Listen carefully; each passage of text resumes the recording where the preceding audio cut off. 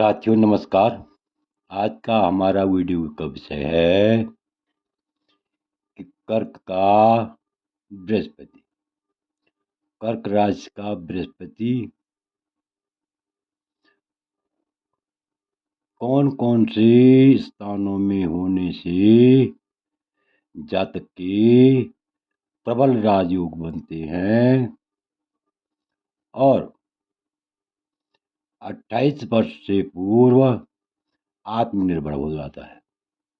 22 वर्ष से और 28 वर्ष के मध्य आत्मनिर्भर हो जाता है, राजयोग की प्राप्ति होती है, सरकारी नौकरी में सरकारी नौकरी को प्राप्त करता है। इस विषय पर हम विस्तार पूर्वक चर्चा करेंगे। तो देखिए, कौन कर्क राशि का बृहस्पति अर्थात उच्च का बृहस्पति के बारे में हम विस्तार पूर्वक चर्चा करेंगे। इससे पहले मेरा आप लोगों से अनुरोध है कि यदि आपको यह वीडियो अच्छा लगे तो मेरे चैनल को अवश्य सब्सक्राइब करें। तो देखिए, कर्क राशि का बृहस्पति अर्थात उच्च का बृहस्पति। उच्च का बृहस्पति यदि लग्न में हो तो जातक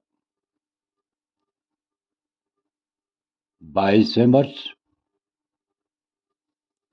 24वें वर्ष, 28वें वर्ष, 25वें वर्ष, इन वर्षों में सरकारी नौकरी में पाने में सफलता प्राप्त कर लेता है। ध्यान से देखिए, यदि कर्क राशि का बृहस्पति लग्न में हो, जिस जातक का कर्क राशि का बृहस्पति लग्न में हो, तो ऐसा जातक 28 वर्ष से पूर्व आत्मनिर्भर बन जाता है और सरकारी नौकरी पाने में सफलता प्राप्त कर लेता है। यानी 22 वर्ष से और 28 वर्ष के मध्य उसके प्रबल राजयोग होते हैं। देखिए, इसी प्रकार यदि धन स्थान का बृहस्पति हो, जिस जातक का धन स्थान में कर्क राशि का बृहस्पति हो, ऐसा जातक भी अत्यंत धनवान होने के साथ साथ सरकारी नौकरी पाने में सफलता प्राप्त कर लेता है। इसी प्रकार तृतीय स्थान में कर्क राशि का बृहस्पति हो तो ऐसा जातक भी निसंदेह आत्मनिर्भर बन जाता है और 22 से 28 वर्ष के मध्य सरकारी नौकरी पाने में सफल हो जाता है, सफलता प्राप्त कर लेता है। इसी प्रकार चतुर्थ स्थान में यदि कर्क राशि का बृहस्पति है, ऐसा जातक अत्यंत धनवान होता है, अत्यंत विद्वान होता है तथा अनेक प्रकार की प्रतियोगिता परीक्षाओं में सफलता प्राप्त कर अपने जीवन को सफल बनाता है। पंचम स्थान में भी कर्क का बृहस्पति होने से जातक अत्यंत धनवान होता है, अत्यंत विद्वान होता है और उसके सभी मनोरथ पूर्ण होते हैं और 22 वर्ष से 28 वर्ष के बीच वह राजयोग प्राप्त करता है, इसमें कोई संदेह नहीं है। एक बात ध्यान देने लायक बात यह है कि कर्क राशि का बृहस्पति 6वें स्थान में भी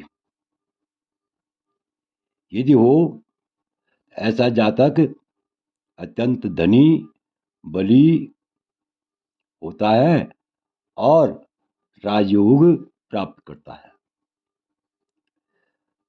सप्तम स्थान में भी कर्क राशि का यदि बृहस्पति है तो ऐसा जातक अत्यंत भाग्यवान होता है, गुणवान होता है और 22 वर्ष से 28 वर्ष के मध्य वह आत्मनिर्भरता प्राप्त कर लेता है तथा सरकारी नौकरी में भी सफलता प्राप्त कर लेता है। सिर्फ ध्यान देने लायक बात यह है कि अष्टम और द्वादश इन भावों में यदि कर्क राशि का बृहस्पति है तो तब जो है वह उत्तम फल प्राप्त नहीं करता है, बल्कि सामान्य फल प्राप्त करता है।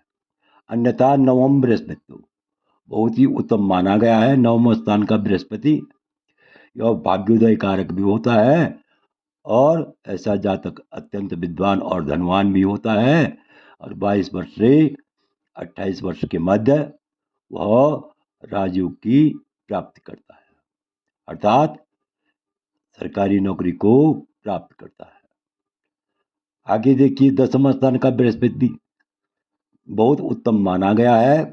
यदि दसम स्थान में कर्क राशि का बृहस्पति है, ऐसा जातक अत्यंत धनवान, अत्यंत कर्मठ, मातृ पितृ का भक्त और 22 वर्ष से 28 वर्ष के मध्य वह राजयोग को प्राप्त करता है।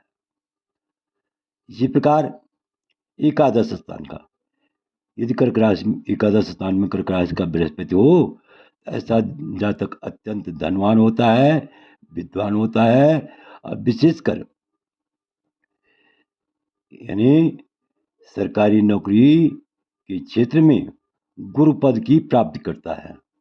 ध्यान दीजिए, पंचम बृहस्पति, जिस जातक का कर्क राशि का बृहस्पति पंचम स्थान में हो या नवम स्थान में हो या एकादश स्थान में हो कर्क राशि का बृहस्पति, या तृतीय स्थान में हो या द्वितीय स्थान में हो या केंद्र में किसी भी भाव में हो कर्क राशि का बृहस्पति, ऐसा जातक अत्यंत धनवान होता है, अत्यंत विद्वान होता है, अत्यंत गुणवान होता है और जीवन के हर एक क्षेत्र में सफलता प्राप्त करता है और 22 वर्ष से 28 वर्ष के मध्य राजयोग को प्राप्त करता है, अर्थात सरकारी नौकरी ऐसे जातक को राजयोग की प्राप्ति होती है, इसमें कोई संदेह नहीं है। तो इस प्रकार से आपने देखा। हाँ, एक बात ध्यान देने लायक बात और है, कर्क राशि के अलावा सिर्फ मकर राशि को छोड़कर के, क्योंकि मकर राशि का नीचा बृहस्पति होता है, तो यह जो है केंद्र में नहीं होना चाहिए। मकर राशि का बृहस्पति केंद्र में नहीं होना चाहिए, नवम स्थान और पंचम स्थान में नहीं होना चाहिए, धन स्थान में नहीं होना चाहिए।